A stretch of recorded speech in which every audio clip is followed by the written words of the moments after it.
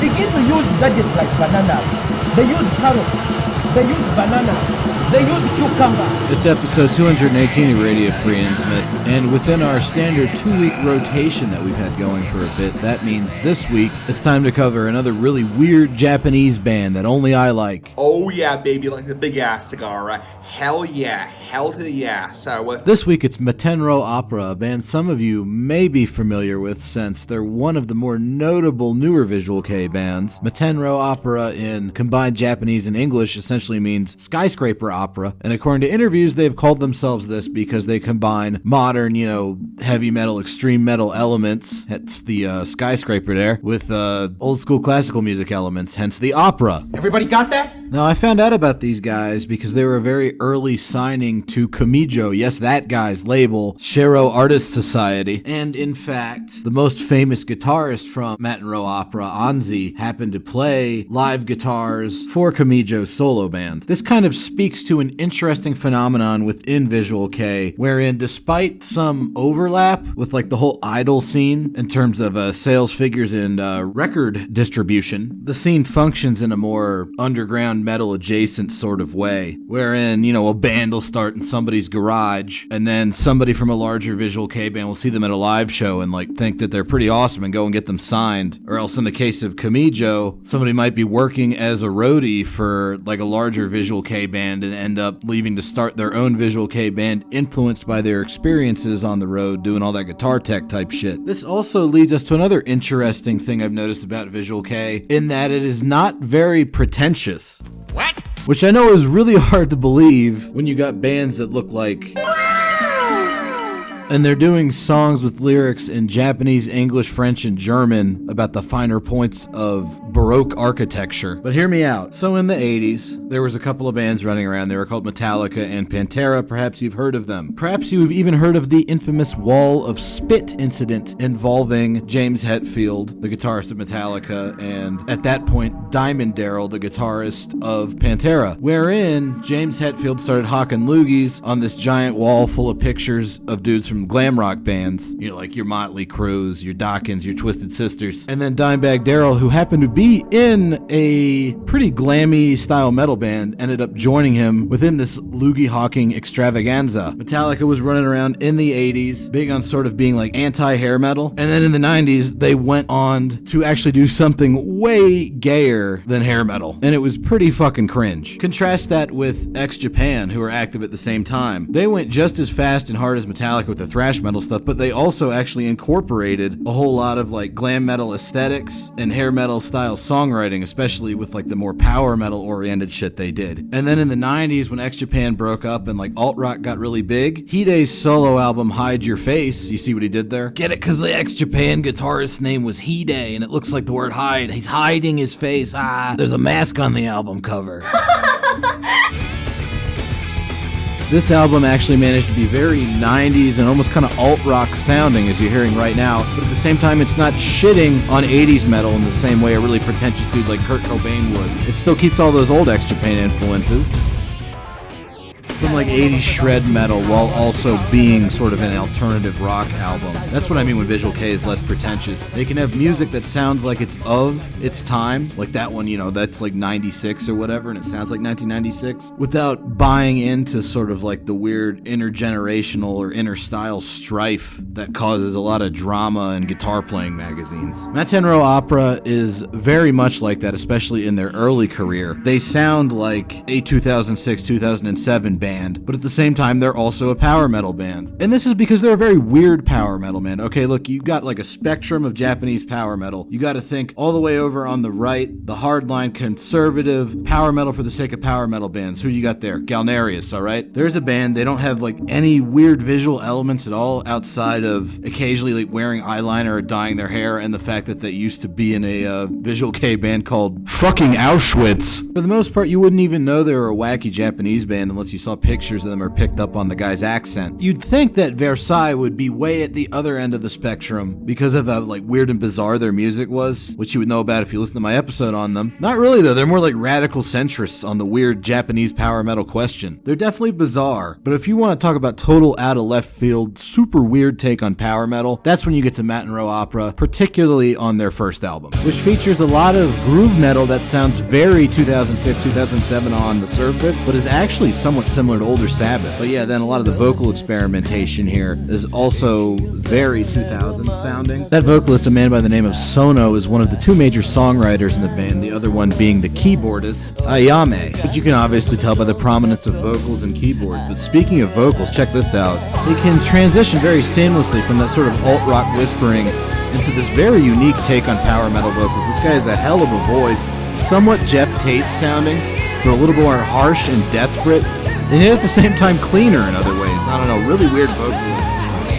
And then here's some more alt-rocky stuff with this like very 90s industrial, almost kind of filter style chugging rhythm, and these odd like slightly rapped, slightly sung vocals with the very noisy guitars utilizing a lot of natural harmonics. But yeah, you know, transitions back into the power mode. That's what I mean. It's very unpretentious. It sounds very 2006 while also not like going out of their way to shit on a power metal legacy, and that's why they're very unique sounding. And that's also why they weren't added onto Metal Archives until 2017, despite always clearly playing power metal. Apparently the early stuff was a little bit too weird for those nerds. And I'm not happy about it because that means I didn't find out about this band until like a year ago or something. Fucking quiz! An example of a song a little bit closer to standard power metal would be the title track on this album, Anomie, which sort of exists in a weird riffing space. Guitar work combining elements of thrash metal, melodic death metal, and power metal that is then being orbited by all these cool atmospheric keyboards. It could almost be seen as a much more power metal oriented response to the melodic death metal band Bloodstained Child that I covered quite a while ago. But then we get into the pre-chorus, and there's like elements of these weird death metal gang shouts that the vocalist kind of dances around before we finally hit the chorus, where the vocals get way, way, way more standard power metal, and the keyboards sort of take over as the lead melodic instrumental voice from the guitars, who are doing more of like a Halloween style, just hitting open chords thing. I really can't say enough good stuff about this guy's vocals. He's sort of Ronnie James Dio in terms of how he structures them. He doesn't sing with the music, he sings across it. And of course, you know, it's power metal. You gotta have dope fucking solos. That's an important part of power metal. But it's also not something that I can talk a whole lot about in an interesting way, so we're truncating it to get back into that main sort of like weird verse riff. And also the weird cybernetic keyboards. Alright, that first Matenrou Opera album, Anomie, don't skip on that shit just because you hear it's like a little bit more alt-rock sounding than their other stuff. It's still really good work, and they have a very unique style. But as they go on through their career, they get much closer to a more standard form of power metal, albeit standard for Matenrou Opera is still very strange. Their modern style was kind of born on their 2014 album, Avalon, which featured a whole lot of very aggressive keyboard usage and almost sort of like a Bal Sagoth-ish symphonic black metal style, with these big aggressive ostinatos leading into some very interesting guitar riffs that are big on segmentation. Well, they'll start out with like a groove hit and then fill in the gaps with these like shredding bits. Super weird. Big chorus! I keep almost accidentally calling these guys Matenrou Orchestra instead of opera, and I think it's because they have a very orchestral sense of composition, where they know when to let certain elements take over. Like right here, this is a more verse-heavy part. That's all about guitar riffs. But then you saw in the chorus, they kind of scale back the guitar complexity in favor of like really letting the vocals and the keyboard shine. It all feels very orchestrated. But I guess they're an opera. They're not an orchestra. I don't know. The vocals are very operatic and, emotional, so that works dope. The core members of this band have always been that vocalist, that keyboardist, and as you can tell right here, that bassist. He's been in the band the whole time. The guitarists are almost more like people that they just hire in and out. They did have the same guitars for like their first 6 albums, and he still does guest work for them, but it's really been that sort of songwriting trio. And again, there's lots of cool keyboard and guitar solo duels, and again, I don't have much to say about those other than that they're good. So with that, we will move on to the albums that got these guys at Metal Archives, the ones that I guess are closest to whatever definition of standard power metal those bull dykes happen to be using this week. In order to talk about how amazing these albums are, we're going to have to talk about song structure, specifically in power metal. Most people know how standard pop music song structure goes. You have a verse, you have a chorus, you do that a couple times, you have a bridge, sometimes it's a solo section, then you go back into the chorus a couple more times and fade out. Power metal is probably the genre of metal that comes closest to adhering to that sort of standard song structure. I mean, you compare like a power metal band to something like Burzum or Morbid Angel, who are way more like amorphous and orchestrated sounding songs. It's a world of difference. However, even in power metal, they kind of deviate from this by really emphasizing the chorus with like a lot of like pre-chorus build-up to it. For example, Helloween. We're always going to use Helloween because that's like the standard power metal band. They kind of have like a 5-point approach to how they do songwriting, because a lot of their songs will start out with sort of a very ostentatious lead that actually presages the content of the melody during the chorus. For instance, the song Twilight of the Gods starts out with this very singable lead guitar line because it is predicting where the chorus of the song is going to go melodically. And it's pretty good stuff. So that's the choral intro lead. Then you go into the verse riff, which is usually a little bit more thrash metal or speed metal sounding. This is where they'll introduce the vocals of the song and sort of like the general lyrical concept behind all of it. And like I said, this one's, it's pretty thrashy and bouncy, that kind of thing. This is a power metal verse riff. We know what it sounds like. Then you will hit the first pre-chorus section where they're starting to build up to the chorus. It'll happen at the end of each verse. As you can hear, there's a decent amount of like rising melodic action and tension, clearly building up to some sort of big explosive power metal chorus. And then here comes the major deviation from standard pop music song structuring, in that they will have multiple pre-chorus sections. Twilight of the Gods has 2. They had the one we just listened to, and then that goes into. And then here's the second pre-chorus sequence, which is even more tense due to the incorporation of this looping synthesizer sequence. And then we go into... There we go, big explosive power metal chorus, based around the lead guitar melody that opens the song. You do that a few times over the course of the song, you hit the solo, there you go. That's a power metal song. That's what that shit sounds like. And for the most part, you can apply this pattern to most power metal songs outside of, say, the really big, long, epic ones they often close out an album with, like Halloween on the second Halloween album. And so then you're looking over at any given power metal band, such as Matenrou Opera, and you're like, "Is that all you got, nigga?" "Oh, no, nigga.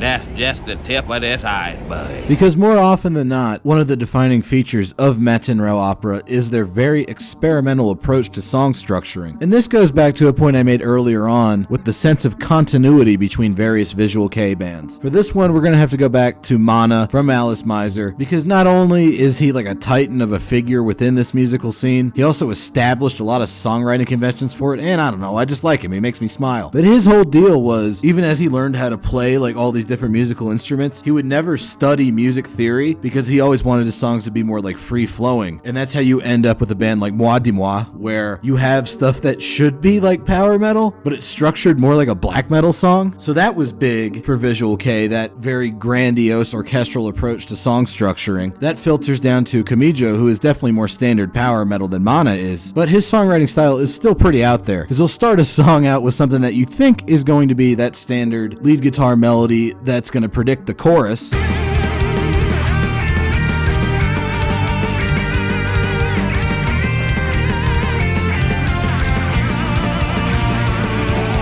And you're like, okay, I can see where this song is going. And then the verse happens. And while the guitar riffs are super weird and bendy and kind of tech thrashy with all these little fills and bits, and Kamijo's vocals are much more elastic than your standard power metal vocalists, it still feels like a verse. And then you get into what is undoubtedly the pre-chorus, because it feels like a pre-chorus. It's a rising action. Like, this is a pre-chorus, obviously. It's going to lead into the chorus right about now. But then it turns out it's this whole other set of weird riffs. They might echo that sort of like lead at the beginning of the song a bit, but he's more just doing his own thing here. And then it goes back into this whole other set of like verses that were not part of the standard verse-chorus cycle from the beginning of the song. Like, musically and melodically, it still makes sense that this is all part of one song, but this is like a wholly different set of verse riffs than what happened earlier on, and it's pretty strange. And this will happen several times over the course of the song, where there's like sort of like like its own little weird mini song digression that then gets absorbed into like the overall song structure. And you might not even hit the actual chorus of the song, that one that echoes that lead guitar line, until near the end. And even that will have its own completely different sort of pre-chorus build-up section. In the case of Camijo, it's going to be super over-dramatic because it's Camijo and that's what he does. So then here we go. This is the chorus right now. That's that lead guitar line from the beginning of the song, but now it's being sung. So we have finally hit the standard power metal chorus after going through all these other wacky fucking sections. And then within those like couple seconds between tracks, once that song ends, you realize, holy shit, that chorus melody is actually an echo of a melodic motif that happened on the intro of the album.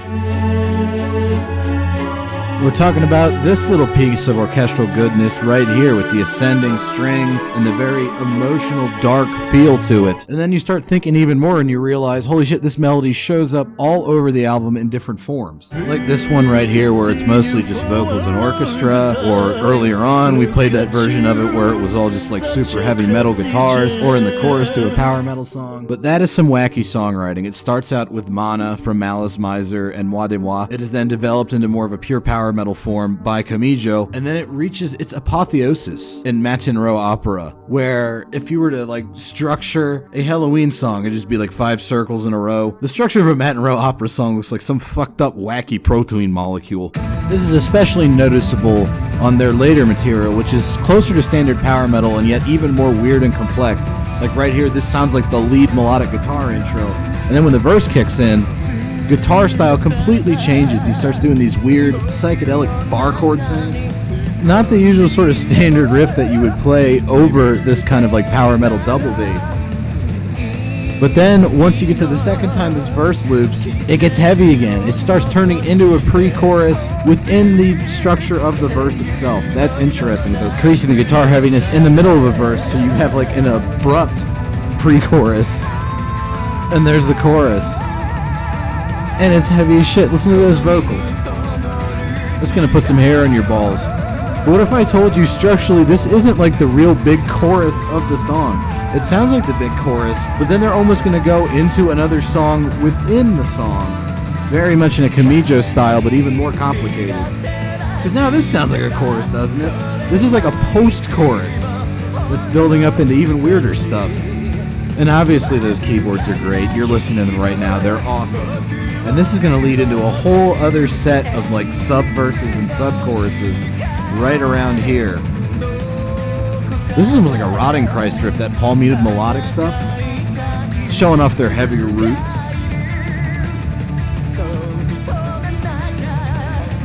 Watch how we're building up to some super emotional vocals.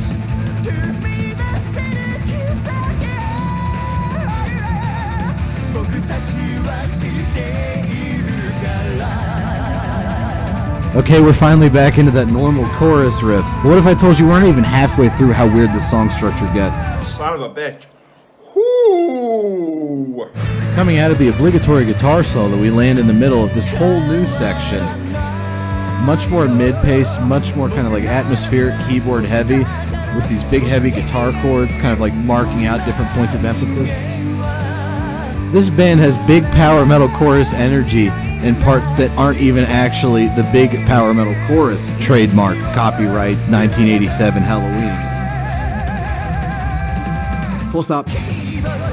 And now we are into another sort of pre-chorus thing, building up into something you would call a chorus if it didn't happen only once in the entire song. It has the most chorus energy, but it's really more like the outro. And man, is it heavy. Well, heavy in like the power metal sense. Emotionally heavy, you know, it's not a friggin' slam death riff. But I think it hits you in the gut, just in a different way than that kind of stuff does. And those are total power metal guitar riffs under it, just that constant chugging, rollicking train ride feel. And then into a much more just like vocal heavy iteration of that same chorus. Perfect way to open this, their Pantheon album, or rather Pantheon 1, part 1 of 2, because this is a big ambitious double album. And also to close this episode on Matenrou Opera, who hopefully I've managed to convince you are a great band. And even if you didn't like them at all, thanks for listening to the end anyways, and I'll see you next time.